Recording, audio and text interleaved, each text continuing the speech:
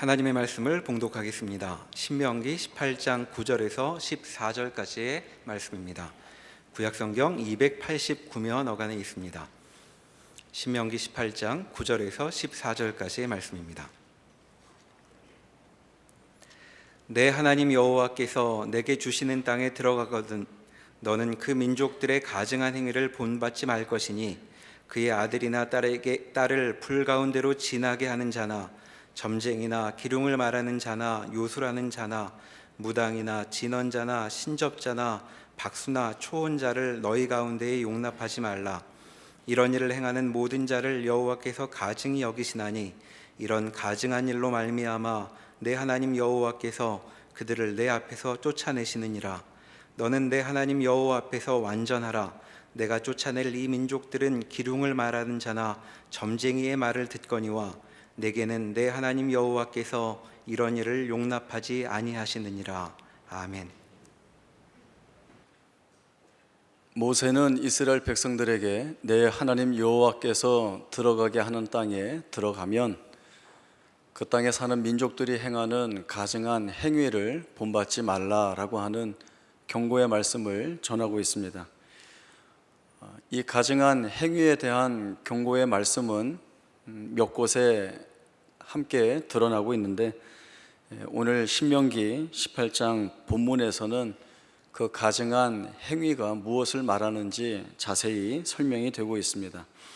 아들이나 딸을 불 가운데로 지나게 하는 자, 또 점을 치는 자, 길흉을 말하는 자, 요술하는 자, 무당, 진언자, 신접한 자, 박수, 초혼자들이 있다라고 하는 것입니다.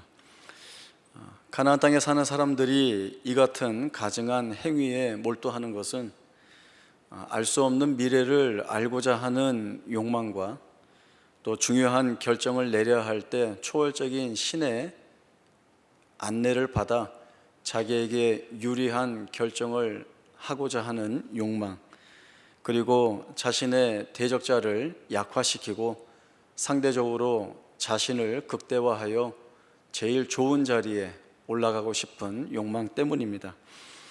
이러한 모든 것이 결국은 인간이 가지고 있는 보편적인 욕구를 충족하고자 하는 것인데 이것의 출발은 인간의 전적 부패이며 또 하나님을 떠난 자에게서의 불신앙 모습입니다. 하나님은 이스라엘 백성들에게 이러한 하나님이 가증히 여기시는 행위들을 쫓아가지 말라는 말씀을 강력하게 주시면서 하나님과 이스라엘 백성들이 하나님이 아닌 혹은 하나님을 대체할 수 있는 다른 것에 그 생각과 마음을 빼앗기지 말 것을 말씀합니다. 그것은 하나님과 이스라엘 백성들이 언약 관계 위에 서 있기 때문에 그렇습니다. 하나님은 항상 이스라엘 백성들에게 나는 너희의 하나님이 되고 너희는 내 백성이 될 것이라 말씀해 주셨습니다.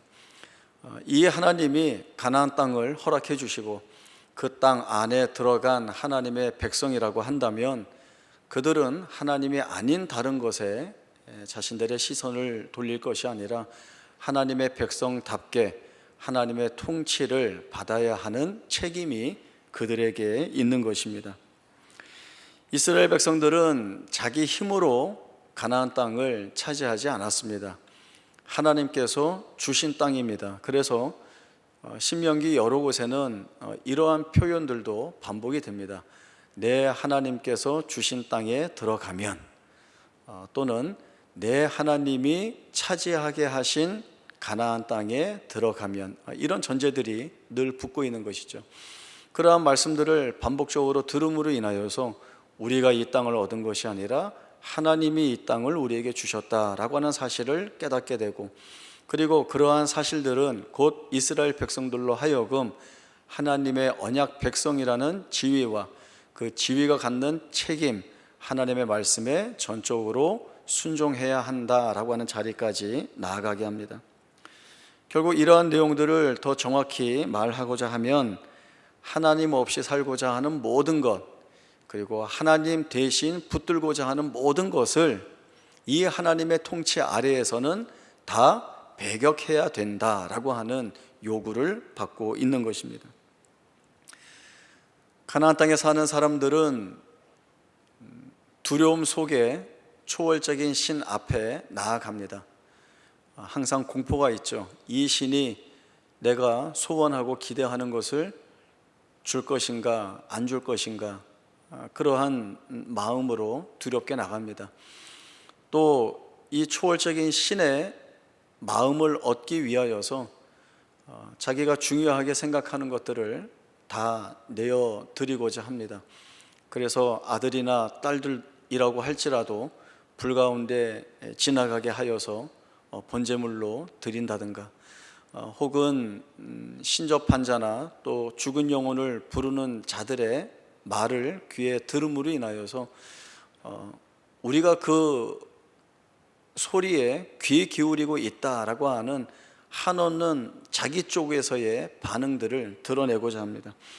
그러나 하나님은 자기 백성을 그렇게 만나시지 않습니다. 하나님은 자기 백성을 찾아오시고 그리고 자기 백성에게 약속을 주십니다. 그 약속을 이루시기 위하여서 그 삶이나 생애에 개입하시고 하나님 편에서의 의지와 열심을 가지고 이 일들을 이루어 가십니다. 하나님은 복된 약속의 말씀을 주시고 이제 너가 이 약속을 받았으니 너 어떻게 하나 보자, 이렇게 하시는 하나님이 아니라 오히려 하나님께서 약속의 주체가 되어서 이 일들을 강력하게 끌어가심으로 인하여 사실 그 언약 관계 위에 서 있는 자들에게는 다른 것을 요구하는 것이 아니라 하나님이 이러한 언약의 하나님으로서 역사하고 계신다라고 하는 그 사실 앞에 자기 자신을 내세우는, 그리고 그 언약 위에 자신을 세워나가는 것만을 요구하십니다. 하나님의 이러한 개입과 일하심이 분명히 있다라고 하는 사실은 이런 내용으로도 우리가 확인할 수 있습니다. 한 사람의 이름이 바뀌는 것입니다. 아브라함이 아브라함이 되고 사레가 사라가 되고 그리고 야곱이 이스라엘이 됩니다. 야곱의 생애를 통해서 이 같은 내용을 한번 확인해 보겠습니다. 창세기 28장 10절에서 22절까지의 말씀 보겠습니다. 창세기 28장 10절에서 22절까지의 말씀 제가 읽겠습니다. 야곱이 부엘세바에서 떠나 하란으로 향하여 가더니 한 곳에 이르러는 해가 진지라. 거기서 유숙하려고 그곳에 한 돌을 가져다가 베개로 삼고 거기 누워 자더니 꿈에 본즉 사닥다리가 땅 위에 섰는데 그 꼭대기가 하늘에 닿았고 또 본즉 하나님의 사자들이 그 위에서 오르락 내리락 하고 또 본즉 여호와께서 그 위에 서서 이르시되 나는 여호와니 너의 조부 아브라함의 하나님이요 이삭의 하나님이라. 내가 누워있는 땅을 내가 너와 내 자손에게 주리니 내 자손이 땅의 티끌같이 되어 내가 서쪽과 동쪽과 북쪽과 남쪽으로 퍼져나갈지며 땅의 모든 족속이 너와 내 자손으로 말미암아 복을 받으리라. 내가 너와 함께 있어 내가 어디로 가든지 너를 지키며 너를 이끌어 이 땅으로 돌아오게 할지라. 내가 내게 허락한 것을 다 이루기까지 너를 떠나지 아니하리라 하신지라. 야곱이 잠이 깨어 이르되 여호와께서 과연 여기 계시거늘 내가 알지 못하였도다. 이에 두려워하여 이르되 두렵도다 이곳이요 이것은 다름 아닌 하나님의 집이요 이는 하늘의 문이로다 하고 야곱이 아침에 일찍 일어나 베개로 삼았던 돌을 가져다가 기둥으로 세우고 그 위에 기름을 붓고 그곳 이름을 베델이라 하였더라. 이 성의 옛 이름은 루스더라. 야곱이 서원하여 이르되 하나님이 나와 함께 계셔서 내가 가는 이 길에서 나를 지키시고 먹을 떡과 입을 옷을 주시어 내가 평안히 아버지 집으로 돌아가게 하시오면 여호와께서 나의 하나님이 되실 것이요 내가 기둥으로 세운 이 돌들이 하나님의 집이 될 것이요 하나님께서 내게 주신 모든 것에서 10분의 1을 내가 반드시 하나님께 드리겠나이다 하였더라. 아버지를 속이고 형이 받아야 할 축복 기도를 가로챈 야곱이 분노한 형의 보복을 피해서 도망자의 길에 들어서게 되었습니다.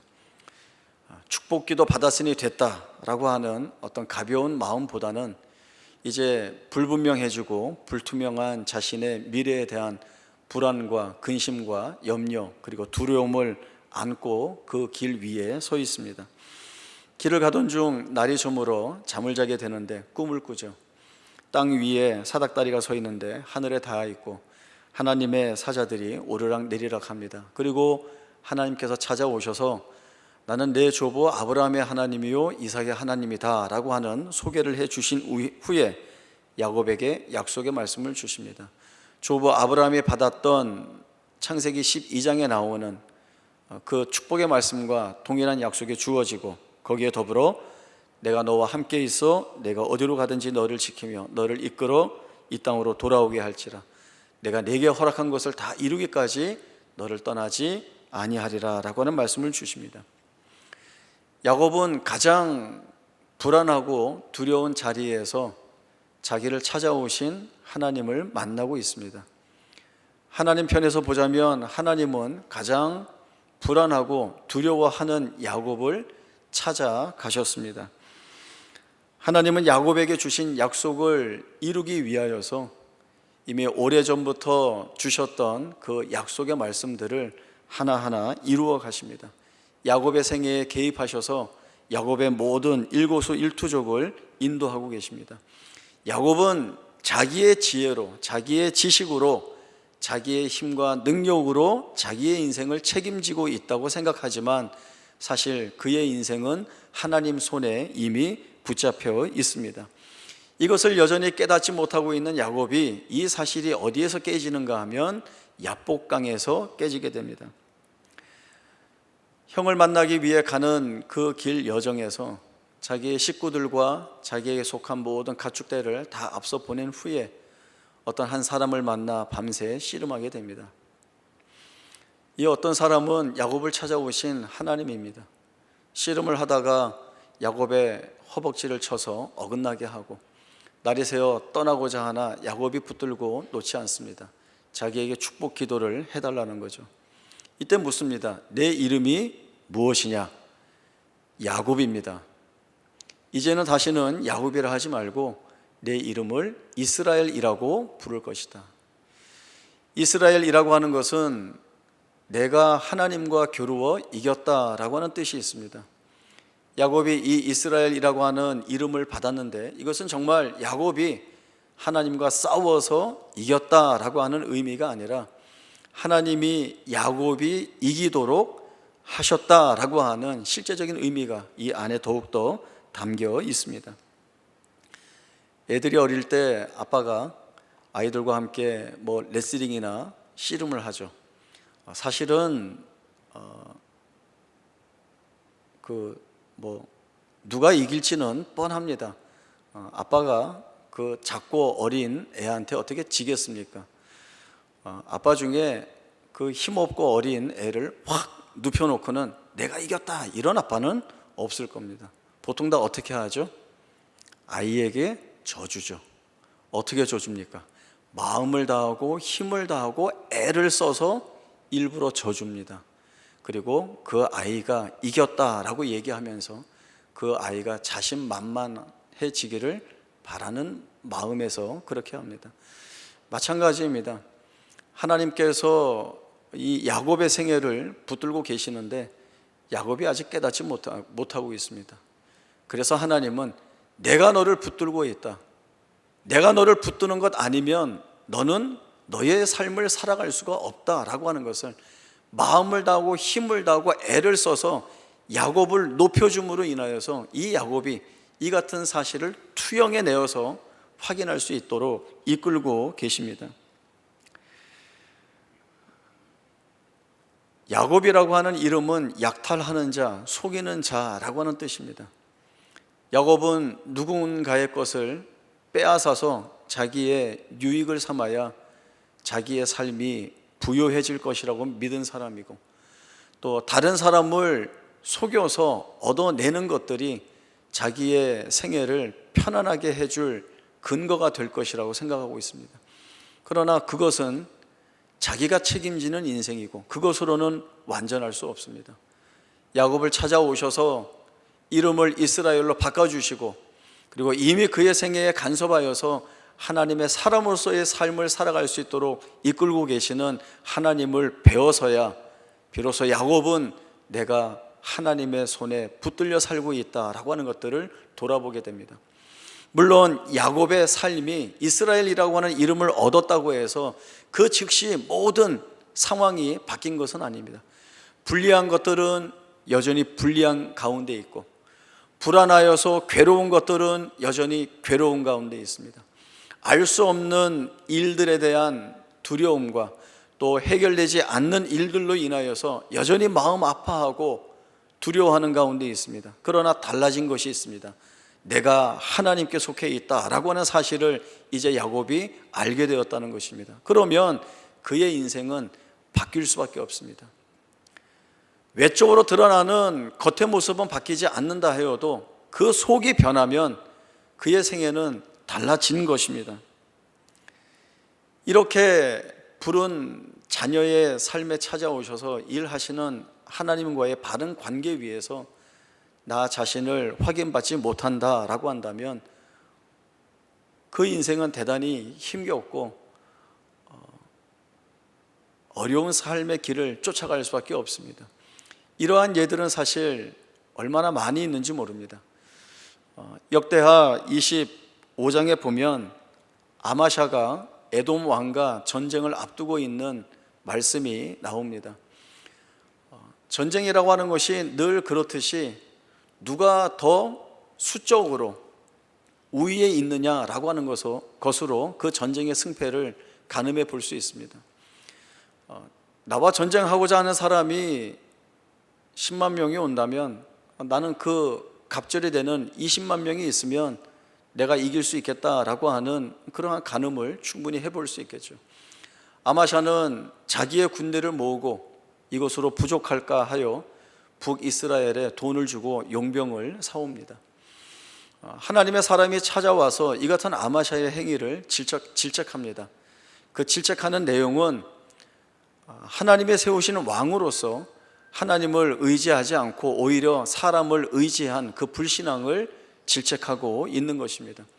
여전히 아마샤 왕은 마음 한구석에 미련을 갖고 있습니다. 그래도 없는 것보다는 더 있는 것이 낫지 않겠는가라고 하는 것입니다.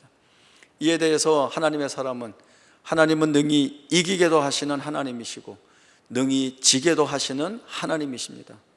그리고 왕이 생각하는 것보다 능히 후히 더해 주시는 하나님이시기도 합니다 라고 하는 말을 전합니다. 아마샤 왕이 다행히도 이 말에 담력을 얻어서 용병들을 돌려보내고 전쟁에 참여하여서 승리하게 됩니다. 그 문제는 그 다음에 일어났죠. 에돔 사람들과의 전쟁에서 이긴 이 아마샤 왕이 에돔 사람들이 섬기는 우상을 데려다가 자기의 신으로 삼고 섬기게 됩니다. 전쟁 전에 하나님의 사람이 와서 했던 말에 힘을 얻고 자신감을 얻어서 그 전쟁에서 승리했습니다. 그러면 마땅한 반응이라고 한다면 하나님이 이 전쟁을 승리케 하셨구나라고 하는 당연한 고백이 있어야 하는데 이 아마샤는 오히려 적들이 섬겼던 우상을 데려와 섬김으로 인하여서 하나님 앞에 지독한 불신앙의 모습을 드러냈습니다. 하나님께서 한 선지자를 보내시고 그 선지자의 입술을 통하여 이 말을 듣게 합니다. 자기 백성을 왕의 손에서 구하지 못한 우상을, 그렇다면 세상적으로 본다면 능력이 없는, 자기 백성을 지키지 못하는 모자란 신인데 왜 이 신을 데려다가 당신이 섬기고 있습니까? 라고 하는 그러한 경로에 찬 심판의 말씀을 듣습니다. 그런데도 깨닫지 못하죠. 그 입을 그쳐라, 듣지 않겠다라고 합니다. 역대하 25장 그 뒤에 말씀을 보면 아마샤 왕은 에돔 신들에게 구하였기 때문에 하나님께서 대적의 손에 넘기셨다라고 하는, 결국은 불순종하여서 하나님으로부터 심판받는다는 말씀이 이어지고 있습니다. 가나안 땅에 들어가는 이스라엘 백성들은 하나님의 백성으로서 하나님의 통치 아래 거하는 것이 마땅합니다. 그리고 하나님의 말씀에 순종하는 것이 옳습니다. 그러나 이스라엘 백성들이 봐야 할 것은 가나안 땅에 사는 사람들이 하나님이 싫어하시는 가증한 행위를 함으로 인하여서 그 땅에서 쫓겨났다, 진멸당하였다 하는 것을 주목해 봐야 합니다. 우리가 하나님의 언약 백성으로 통치 아래 거하여 이 땅에 들어왔지만 하나님의 가증히 여기시는 그 행위들을 우리가 쫓는다라고 한다면 우리도 그 심판에서 자유로울 수 없다라고 하는 것을 기억하고 있지 않아야 하는 것입니다. 모세가 이스라엘 백성들에게 강조하듯이 하나님이 어떤 하나님이시며 이스라엘 백성들을 어떻게 이끌어 오셨으며 하나님이 이스라엘 백성들을 위하여 행하신 역사들이 무엇인지를 기억하고 절대 잊지 않아야 합니다.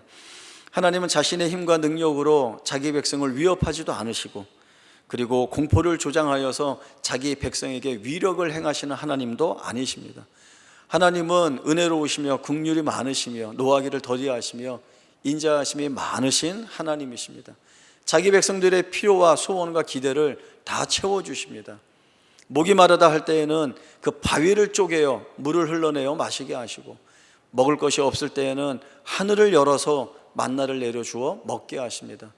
이방 민족과 전쟁을 할 때에는 이 전쟁을 하나님께서 자신의 전쟁으로 삼으시고 승리하셔서 그 승리의 기쁨들을 자기 백성에게 주시는 하나님이십니다. 신명기 내내 주시는 말씀이 무엇인가 하면 바로 이러한 하나님의 통치 아래 거하라는 것입니다. 하나님이 아닌 다른 것에 마음을 빼앗기거나 하나님을 대체할 것이 있는가를 찾는데 몰두하지 말고 너희를 위하여 역사하시고 일하시고 행하시는 이 하나님을 붙들라라고 하는 것이 이스라엘 백성들이 요구받고 있는 책임이고 하나님의 언약 백성이라고 하는 지위와 그 책임이 얼마나 귀하고 복된가를 하나님 앞에 믿음을 가지고 서서 살아내는 것으로 증명하는 것이 바로 이스라엘 백성들이 부여받고 있는 책임입니다. 아버지 밑에 있다는 것이 얼마나 복된지를 알아야 합니다. 자녀들이 부모에게 겁박하는 것이 있습니다. 어렸을 때에는 나 밥 안 먹어 이런 걸로 하고 조금 나이가 크면 나 집 나갈 거야 이런 걸로 이제 부모를 겁박합니다. 저도 이제 아들 둘을 키우고 있기 때문에 이 애들이 어렸을 때 제가 미리 강하게 찔러 넣어서 나중에 커서도 함부로 하지 못하게 해야지라고 하는 차원에서 제가 아이들이 이 밥 안 먹어와 나 집 나갈 거야 중간쯤 있는 나이대에 제가 미리 해둔 말이 있습니다. 앞으로 너희가 커서 부모와 의견 충돌이 되어서 화가 나는 때가 있을 텐데 그때는 가방을 싸가지고 집을 나가라. 제가 이제 미리 선수를 쳤습니다. 그랬더니 아이들이 왜 집을 나가요? 안 나갈 거예요 그러더라고요. 이제 시간이 지나서 애들이 컸고 또 생각했던 대로 이렇게 의견이 달라서 크게 부딪힌 적이 있었습니다. 그랬더니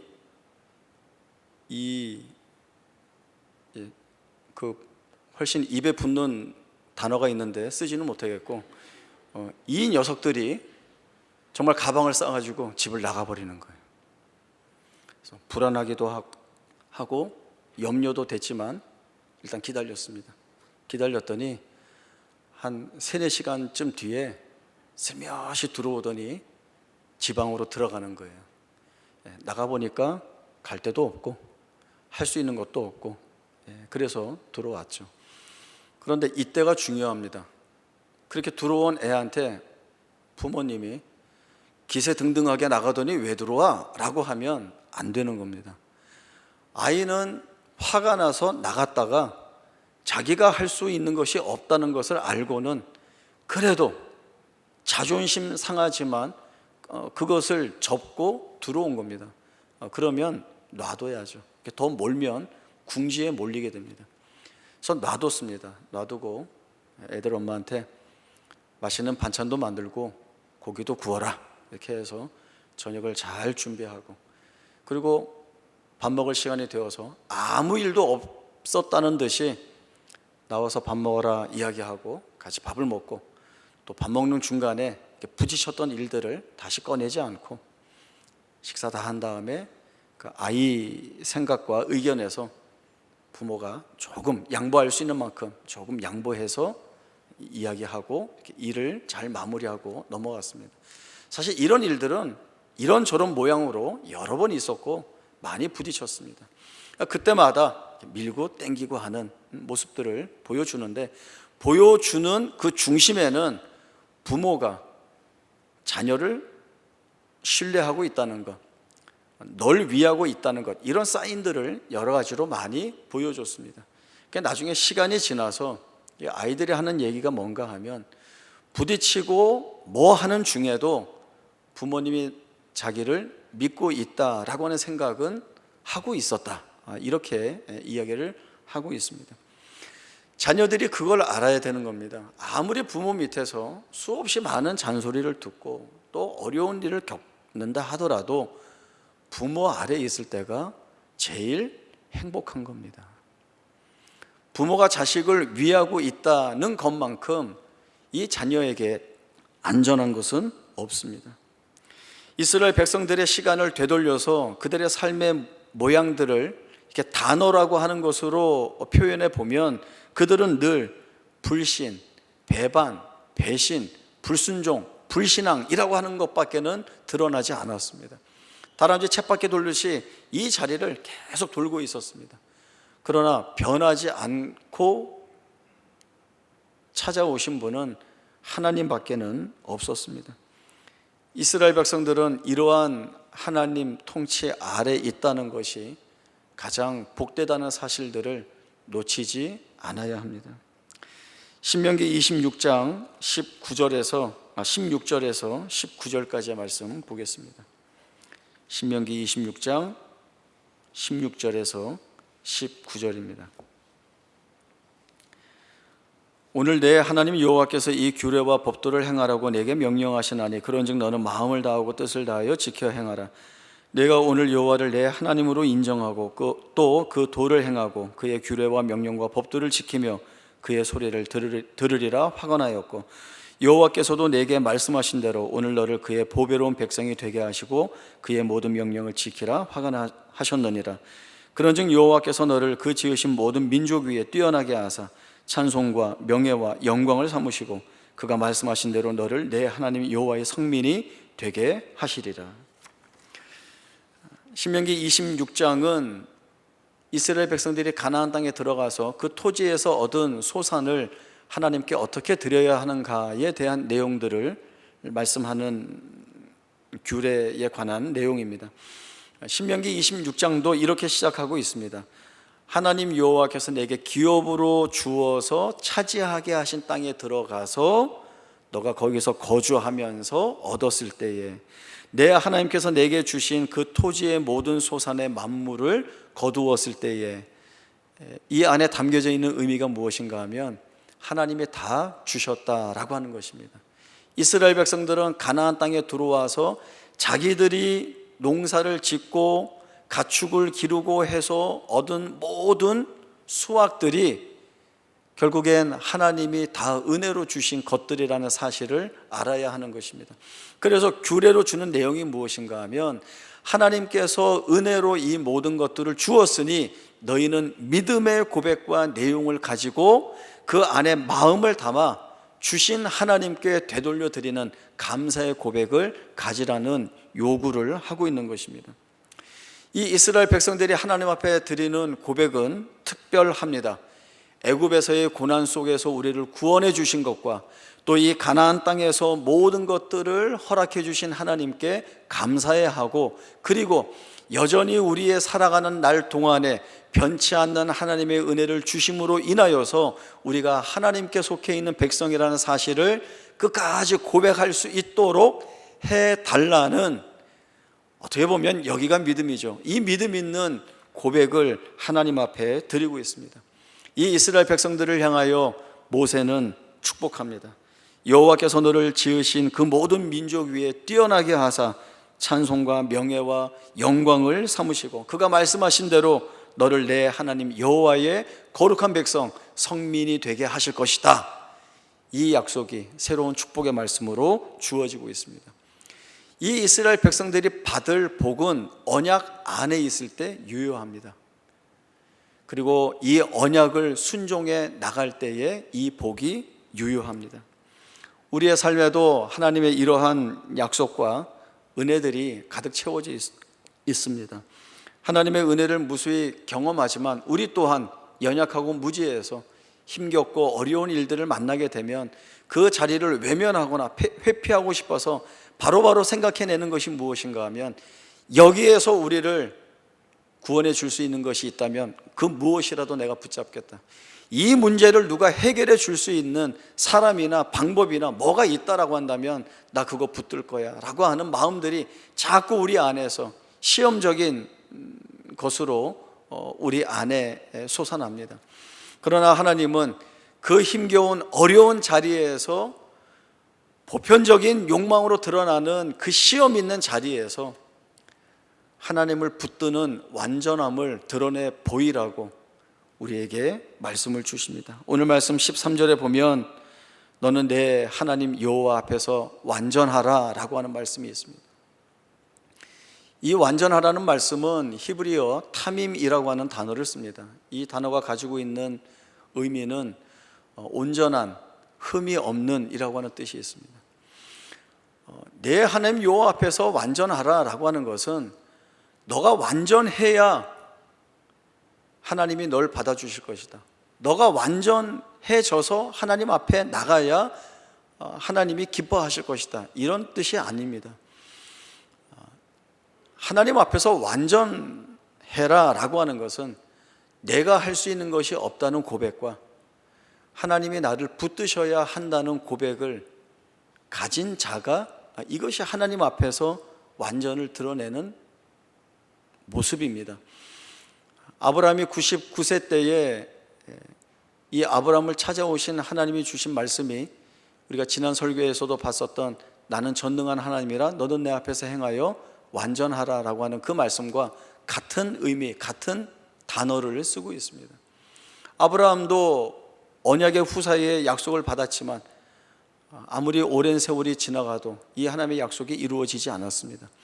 이제는 아브라함이나 사라나 스스로 자신이 가지고 있는 조건들을 다 놓고 보더라도 이제는 이 약속이 이루어지기에는 전혀 희망이 없는 그러한 자리까지 내몰려 왔습니다.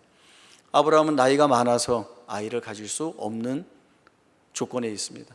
사라는 이제 육신적으로는 아이를 낳을 수 없는, 아이 낳는다는 것 그 자체가 불가능한 자리에 와 있습니다. 그래서 다 포기할 수밖에 없는 자리이죠. 그러나 그 포기할 수 없는 자리에 나타나신 하나님이 주시는 말씀이 무엇인가 하면 나는 모든 것을 다 할 수 있는 하나님이다.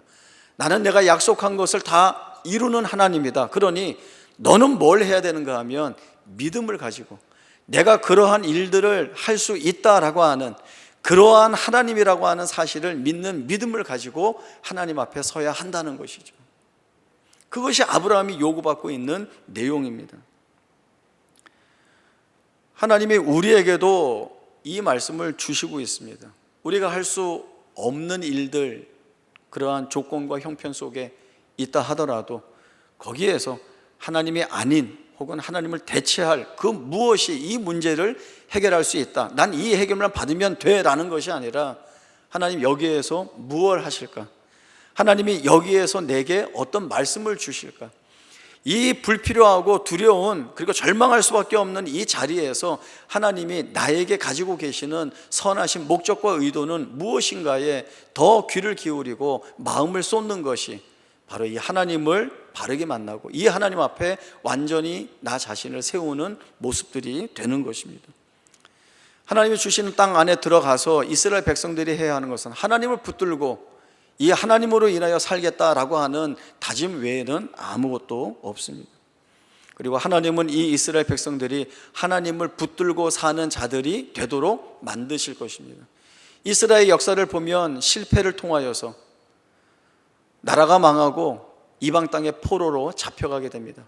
다 끝난 것 같은 그 자리에서 회개할 마음을 주시고 회개하면 용서해 주시고 그리고 용서한 자기 백성을 말씀하신 약속의 땅으로 다시 돌아가게 함으로 인하여 하나님이 여전히 우리에게 언약을 주신 하나님으로, 그리고 그 주신 말씀을 하나도 변개하지 아니하시고 지켜내 주시는 하나님이시다라고 하는 고백을 받아내시고 있습니다.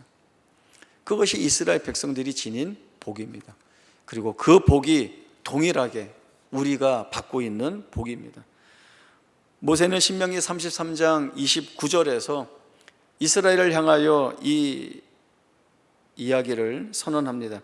이스라엘이여, 너는 행복한 사람이로다. 너같이 구원을 얻은 자가 어디 있느냐? 그는 너를 돕는 방패시요 내 영광의 칼이시로다. 내 대적이 내게 복종하리니 내가 그들의 높은 곳을 밟으리로다. 이스라엘 백성들이 가야 하는, 가고 있는 그 자리가 어디인 것을 분명하게 보이셨습니다. 하나님이 우리에게 보여주신 자리는 어디입니까?